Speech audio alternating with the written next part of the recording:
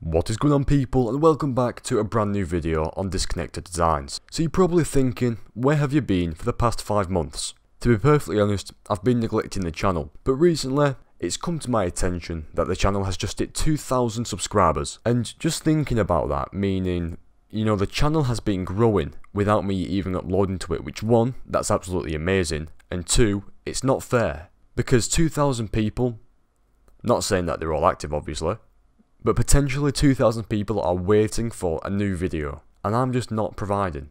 So now I am. In this video, I'm going to teach you how to make a smooth zoom blur transition in Adobe Premiere Pro CC 2017. So, you've got Adobe Premiere Pro open, and you've got all the clips that you want to use. I've just imported some random clips from CSGO that I recorded about 2 minutes ago.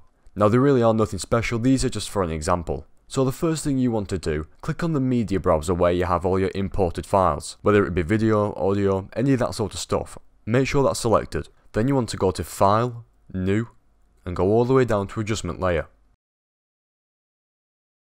Now you want to make sure these settings here actually match the settings of your video clip.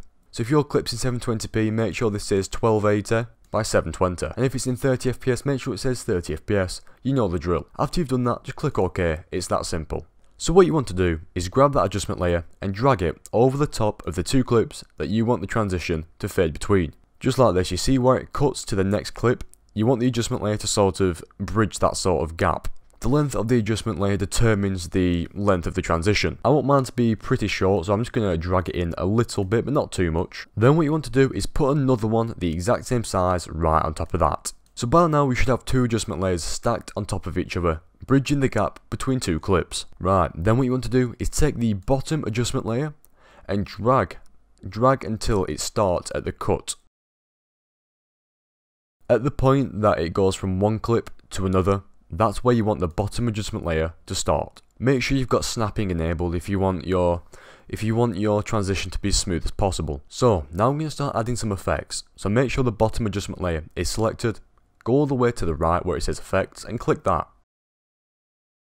A search bar should appear in the effects tab and type in replicate. It should instantly appear under the stylize tab. So what you want to do is click that and drag it and drop it onto the adjustment layer.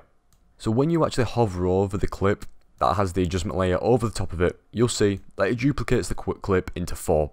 But what you want to do is replicate it once more. It might sound a bit weird, how does this make a zoom effect? Trust me, that's coming. So you want to go to the effects control panel, and you see where it says replicate and it says count. Click that and type 3. So effectively you now have basically 9 of your original clip. Essentially what this acts as is a border, consisting of the original clip, and the middle is actually going to be the clip that the viewer sees. Now the effect that actually simulates the blur transition and the zoom can't be achieved with these sharp edges. So what you want to do, you want to blur the gaps. So we're going to add one more effect, and that effect is called mirror. It will appear under the distort tab, and all you want to do is click and drag it onto the bottom adjustment layer. So the mirror effect is now on the adjustment layer, but nothing's changed. I'll tell you why. What you want to do is click on the effects control panel, go down to reflection angle, click that and type 90 degrees. If you play around with this, you get some sort of inception sort of thing going on. You see what I mean, where it's like sort of folding in on itself, but you just want to put 90 degrees. So what you want to do after that, you'll see the X and the Y axis. I'm going to move the Y axis until the ends of the clip actually meet in the center. It's not really the center, it's sort of a bit further down, but you'll see what I mean. Look, that's where the clip ends. You want to sort of just bridge that gap ever so slightly. About there, that looks fine. I've used 716, you can just put that in yourself, it should make it a bit quicker. So I'm going to do this a few more times. Click the mirror effect, drag it onto the adjustment layer one more time. But instead of having 90 degrees, put minus 90 degrees. It's basically rinse and repeat at this point. So you want to do the same as you did for the other one. Pull it over until the line at the top, or bottom depending on what order you did this in, disappears.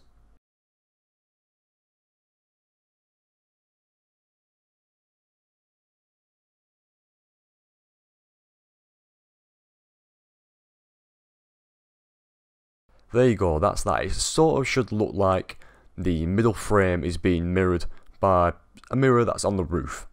Do you see what I mean? So now all of the vertical lines are gone, and we're going to do the same with the horizontal ones. We're just going to have to do this 2 more times to get rid of these horizontal angles. Drag and drop once. Put the reflection angle to 180 degrees. At this point, the screen should go black, but you shouldn't worry. So move the X to the left.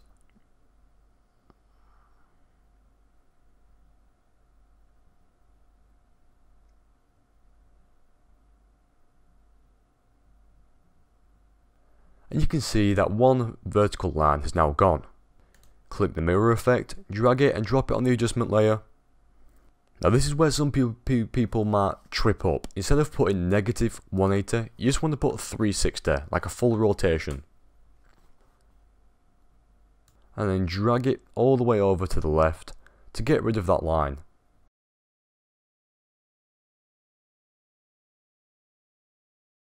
It should give you a really trippy effect. So we're completely done fucking about with the first adjustment layer. This really does look like some Inception sort of stuff. Now it's time to mess about with the top adjustment layer. This is actually going to be the zoom effect. So you want to go to the effects tab and search for transform.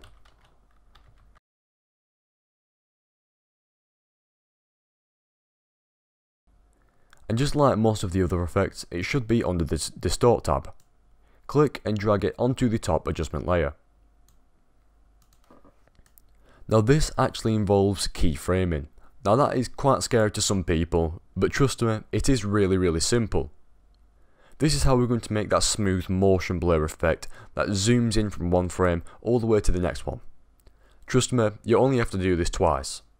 I'm going to start at the cutoff point and move left about, I'd say 4 or 5 is a good safe bet. It's as simple as pressing the left arrow key 4 or 5 times on your keyboard. So make sure you're following track here. If you go all the way over to the effects controls, when you have this top adjustment layer selected, it should say scale. Now you should see a little stopwatch symbol to the left of that. That will actually toggle animation. Just click that. And then if you see over to the right, this is where you are, this blue line. A little diamond should appear, signifying that there is a keyframe there. Then go back to the center and move 4 or 5 keyframes to the right, depending on how many keyframes to the left you moved. So 1, 2, 3, 4, 5. And then what you want to do is click on scale and turn that up to 300. What this will effectively do is zoom right the fuck back in to the original frame. Remember when you divided it into a grid of 3? That's why you want to zoom in by a scale of 300. So, how do you get that motion blur? It is really simple.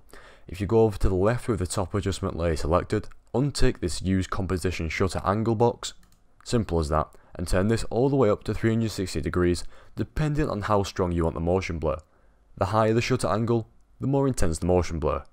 I personally like to use this because it gives you more room for error, and people won't really notice. So, I'm going to show you this example. Now did you see how smooth that were? Now if you've also noticed, when I'm actually on this frame just here, you can see the edges sort of bleed over. Obviously, that's my error, and that's why you want to make sure all the edges of your 9 tiles, when you divide your clip up into 3, make sure they connect just at the very edge. That will sort of minimise this effect. But to be honest, I think it looks pretty cool anyway. And then after this, it's as simple as copy and pasting these adjustment layers onto the other effects. And there you go, that is how you make a smooth transition effect in Adobe Premiere Pro CC. But as you can see, mine is slightly flawed. Mainly due to the fact that it's CSGO, it's Dust 2, all the colours are more or less the same. But if you spend a bit more time on this, you can really fine tune it to make it look as professional as possible. Anyway people, that is it for this tutorial. If you did like this, you can leave a like. If you disliked it, you can leave a dislike. Make sure to check out my main channel, it will be linked in the description. Thank you guys so much for watching, and I will see you in the next video.